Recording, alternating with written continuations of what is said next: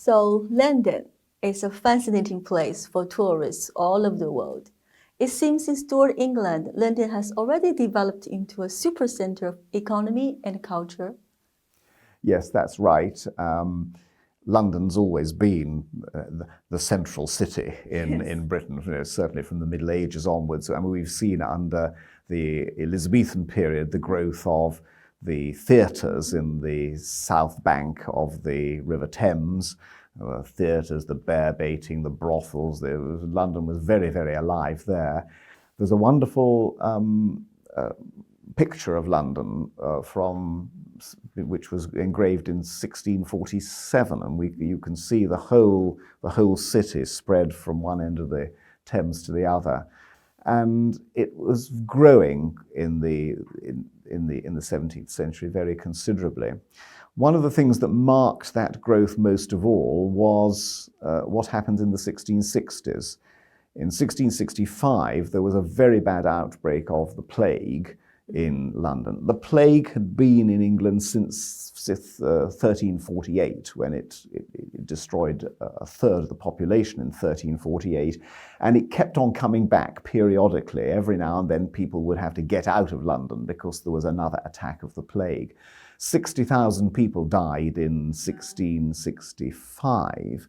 But that was the last big attack of the plague, because in 1666 there was the Great Fire of London, beginning in Pudding Lane, and it destroyed 60% of the city.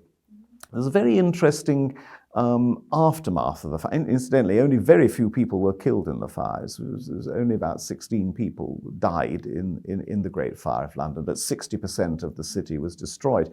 And afterwards, there was a question about rebuilding the city. Yes. And it's quite interesting what happens here. Christopher Wren, the great architect, came up with a plan, a very rational plan, to rebuild London with no wide streets and completely restructure the city plan. And not just Christopher Wren, other leading architects came up with that too. But the individual owners of the properties which had been burned down, their voices were heard, and they were insistent that they wanted London to be rebuilt along the same plan that it had existed before.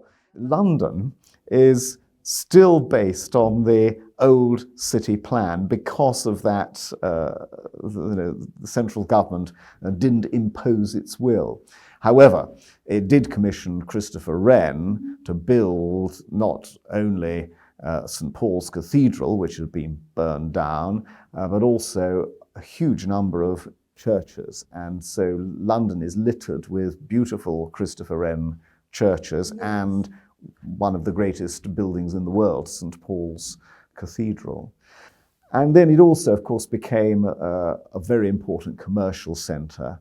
And London, by 1700, London was handling 80% of the imports that Britain received and 79% of its exports. Mm-hmm. And so I think that's a sign of just how central London was in the economy of Britain, yes, as well as the culture. Yes, that's very interesting. So if the government hadn't followed the proposals of the property owners, London would be a very different city to see. I think, yes, the whole street plan, the whole layout would be completely different from what it is today. Yes, that's very interesting. Thank you very much.